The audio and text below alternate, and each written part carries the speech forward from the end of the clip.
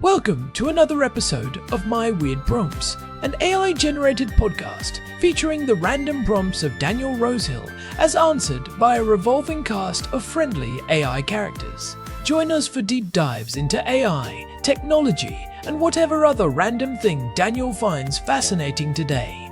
Subscribe on Spotify or your favorite podcatcher. Now, today's episode. This episode was generated using artificial intelligence. Please verify facts. Hi, Herman and Corin. So in today's news, yesterday's news, to be technically correct, there was an interesting report about the IRGC delivering in-person training as such to Hezbollah, and essentially a very good episode in which you outline the strategic weight and significance of that kind of integration, a vertical integration, as you put it. Basically, a direct command and control structure being put in place, or being streamlined, as you put it, and you gave us some insights into what that might actually entail on the ground. The other Iranian proxies, I think it would be good in this episode to look holistically at what's being called the axis of resistance, led by Iran, but including Hezbollah, as well as the Houthis, some Iraqi militias, and the Syrian regime before it was disposed. But the relevant actors insofar as this potential conflict, or the key ones, would be Hezbollah and the Houthis. So the Houthis were launching rockets at Israel for quite some time, and they were always kind of laughed off as a kind of almost comical threat, comical in just the videos that surfaced of them, and it just did look kind of something very medieval about their chanting death to Israel and just the whole appearance of it. But they were firing these rockets that literally went on. Every few days there was an interception, there was a rocket alert. And that ended very quietly after the Iran war. And no one really remarked upon, wait, what happened to that? Because this was something that for months on end, we were every second or third day getting a red alert and having to shelter. And then it just kind of stopped. And I thought it was maybe people were just so drained from the various wars that it just kind of, it's like when you're sick, you don't typically remember when you're well.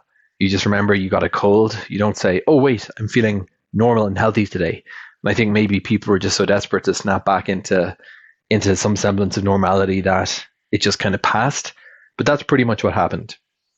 But I think that militarily, I'd love to understand what these, the respective strengths of these two forces vis-a-vis Israel, because it's always been my impression, at least, that the Hezbollah has a much, much more serious arsenal. And even though, I think, far be it to give credit to the Houthis. As you know, I'm Jewish Israeli and very proud to live here and be part of Israel.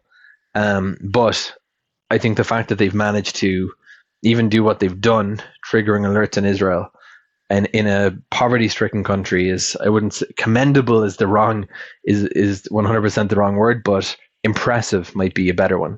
They have managed to not quite have a successful attack, but test Israel's air defenses, which is for that group something. So Herman and Courtney, I'd love to chat about these threats to Israel in terms of what they actually constitute as viable potential additional adversaries.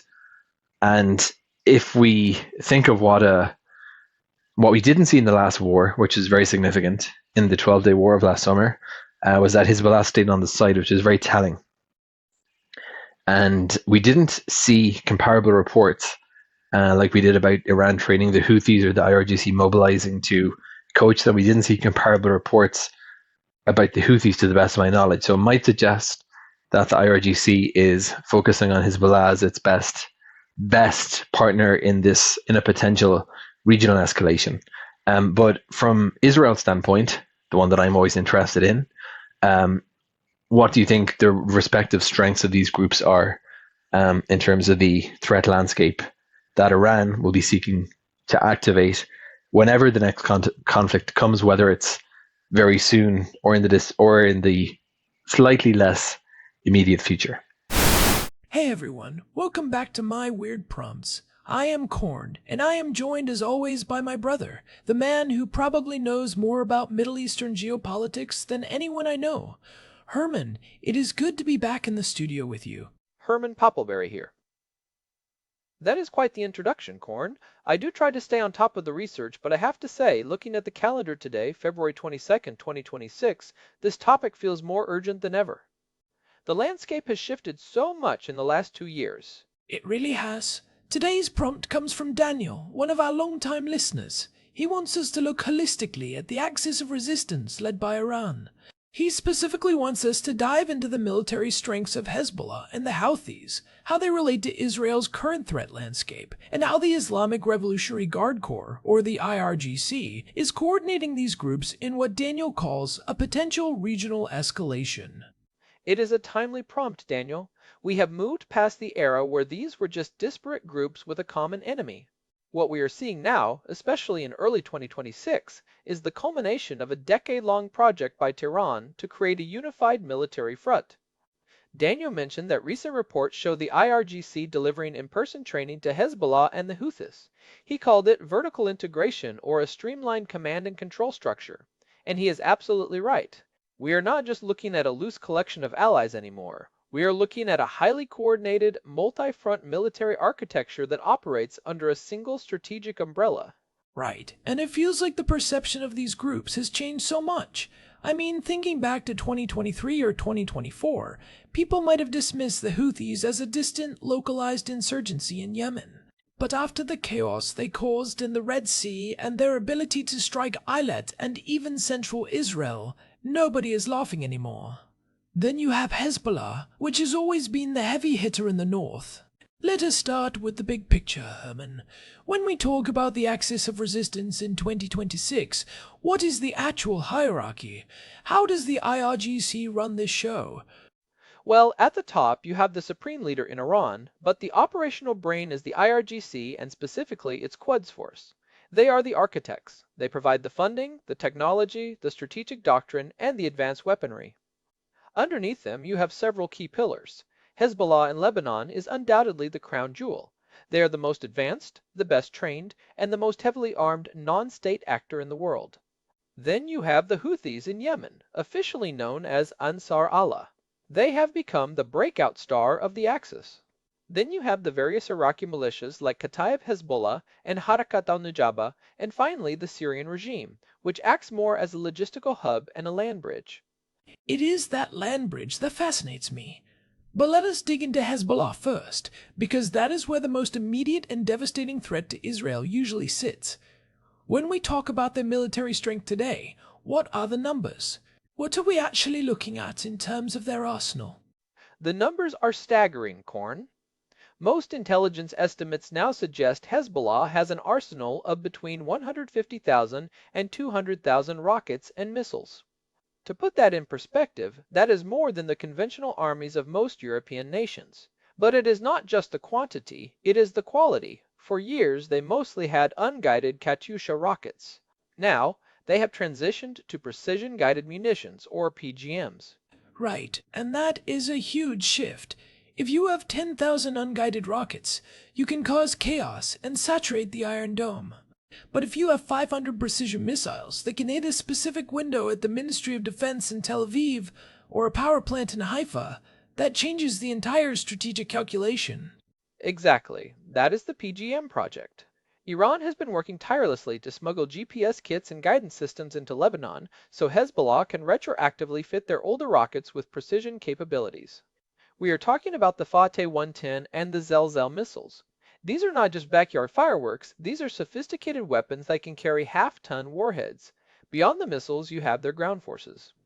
The Radwan force is their elite commando unit. These guys are battle-hardened. They spent years fighting in the Syrian civil war, gaining experience in urban warfare, coordinated offensive maneuvers, and using drones for reconnaissance and strike missions. They are not just a guerrilla force anymore, they operate like a light infantry army. And they have that subterranean infrastructure too, right? I remember those videos that came out a while back showing these massive underground tunnels.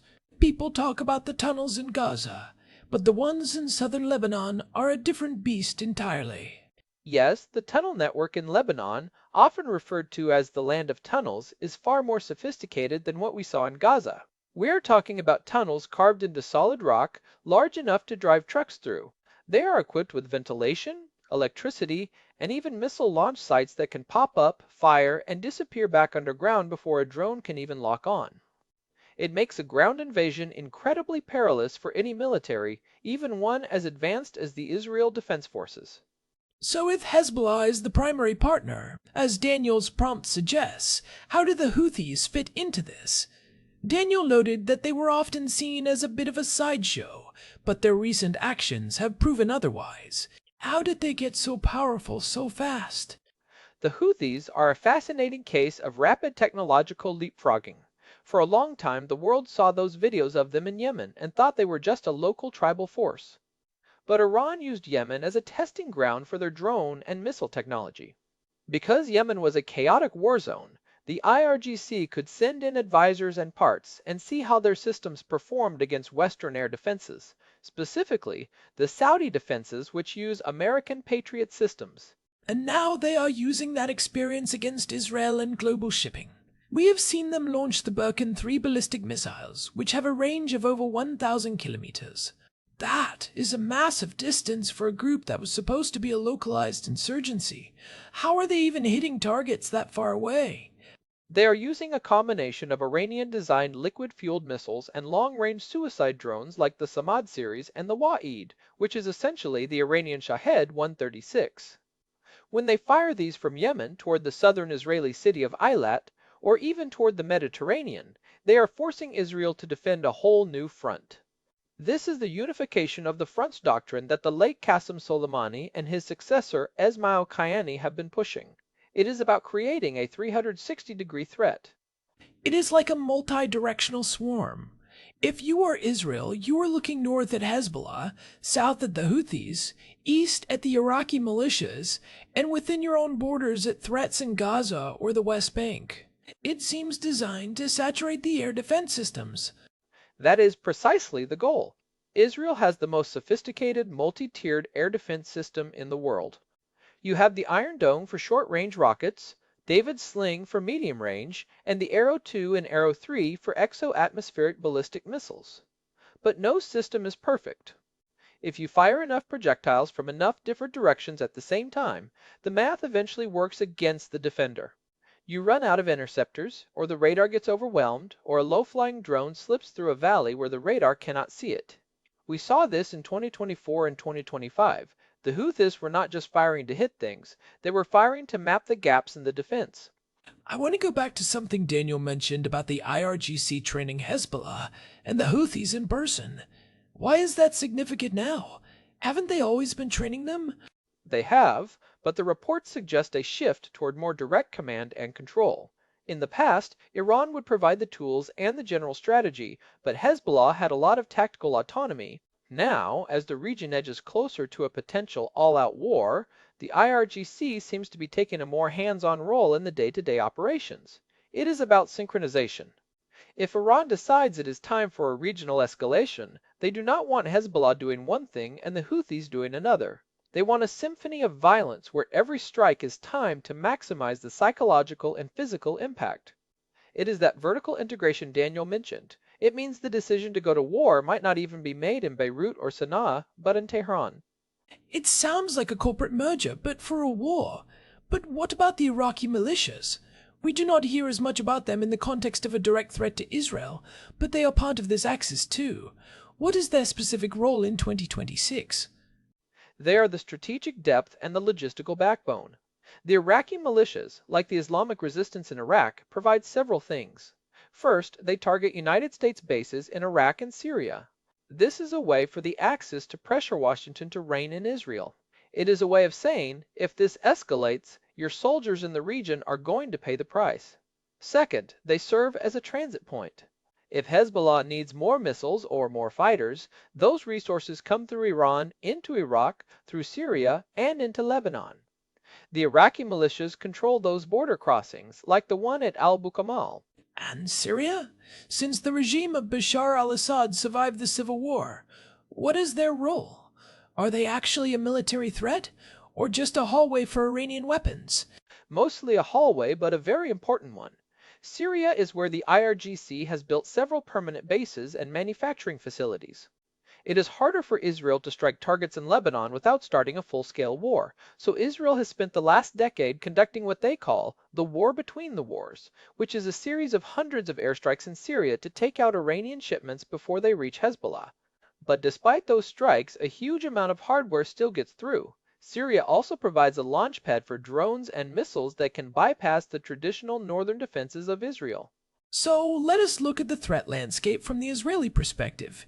If you are sitting in the Kiryat, the military headquarters in Tel Aviv, which of these keep you up at night more? Is it the sheer volume of Hezbollah's rockets, or the unpredictability of the Houthis? It is Hezbollah without a doubt. The Houthis are a nuisance and a strategic challenge, but they are far away. A missile from Yemen takes several minutes to arrive, which gives the Arrow system time to track and intercept it. But a rocket from southern Lebanon can hit northern Israel in less than 30 seconds. There is almost no warning time. If Hezbollah fires a massive barrage of thousands of rockets a day, large parts of northern and central Israel would have to live in bomb shelters for weeks. The economic damage alone would be catastrophic. We are talking about the potential for the entire power grid to go down. And what about the sea?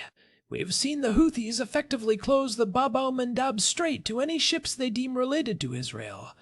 Could Hezbollah do something similar in the Mediterranean? They certainly have the capability. Hezbollah has Russian-made Yakan anti-ship missiles, which are supersonic and extremely difficult to intercept. They could target Israel's offshore gas rigs, like the Karish field, or they could target the port of Haifa, which handles a huge portion of Israel's imports. If you shut down the ports and the gas rigs, you are effectively putting Israel under a naval blockade. This is a major part of the regional escalation scenario Daniel is asking about. It is not just a land war, it is a total economic siege. It really feels like the Axis is trying to create a ring of fire around the country. But I wonder about the internal dynamics. Do the Houthis and Hezbollah actually like each other? Or are they just forced together by their common patron in Tehran? There is a genuine ideological alignment. They both subscribe to a revolutionary Shia Islamist ideology, though the Houthis follow the Zaydi branch, which is slightly different from the Twelver Shiism in Iran and Lebanon. But more importantly, they see themselves as part of a global struggle against Western imperialism and Zionism. There is a lot of mutual respect there. You often see Houthi leaders praising Hezbollah, and Nasrallah, the leader of Hezbollah, has given several speeches dedicated entirely to supporting the Houthis. They see themselves as brothers in arms. They share intelligence, they share tactical innovations, and they share a common goal. It is interesting because Daniel's prompt mentions that the Houthis were testing Israel's air defenses. This implies a level of scientific or tactical curiosity. They are not just firing and hoping for the best, they are gathering data. Exactly. Every time a Houthi drone or missile is intercepted, they learn something. They learn about the radar signatures, the reaction times, and the placement of the batteries. They share that data with the IRGC, who then shares it with Hezbollah and the militias in Iraq. It is a learning loop. The Axis is a learning organization. That is what makes them so much more dangerous than a traditional terrorist group. They have a state-level research and development department backing them up. They are constantly iterating their tactics. If a certain drone flight path gets intercepted, they change the altitude or the waypoint for the next one. So, if we look at a potential regional escalation, how does this play out? Does Iran just give the order and everyone fires at once? That is the nightmare scenario. It is often called the big one. It would likely start with a massive cyber attack to disrupt civilian infrastructure, water, electricity, banking, followed by a saturation barrage from Lebanon, Syria, Iraq, and Yemen simultaneously. The goal would be to paralyze the country, overwhelm the air defenses, and hit critical infrastructure like power plants, water desalination centers, and military air bases. At the same time, you might see ground incursions by the Radwan force in the north, trying to seize a small piece of territory just for the psychological victory. But surely there is a deterrent on the other side. Israel has a massive air force, and they have made it very clear that if Hezbollah attacks, they will hold the entire state of Lebanon responsible. The phrase they use is sending Lebanon back to the Stone Age. And that is the only reason it hasn't happened yet. Mutually assured destruction. Hezbollah knows that a full-scale war would mean the total destruction of the Lebanese state and their own political power base. Iran knows that if they push too hard, they might face a direct strike on their own soil, possibly including their nuclear facilities. So everyone is dancing on the edge of the volcano.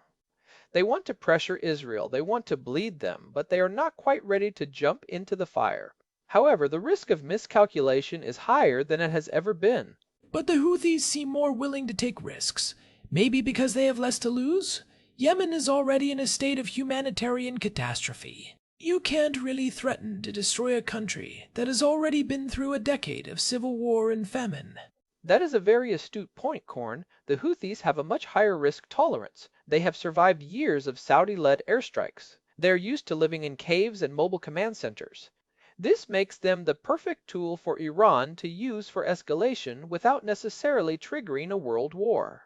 If the Houthis sink a ship or hit a building in Eilat, it is seen as a provocation, but not necessarily a casus belli for a total regional war.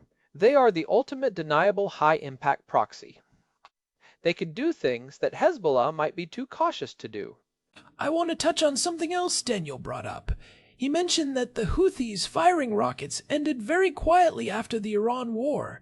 This idea that people kind of forgot about it because they were so drained. It is like when you are sick, you don't remember feeling well until you finally are.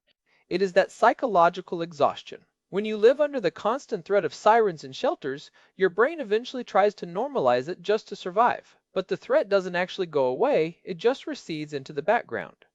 The Axis knows this. They use psychological warfare just as much as physical warfare.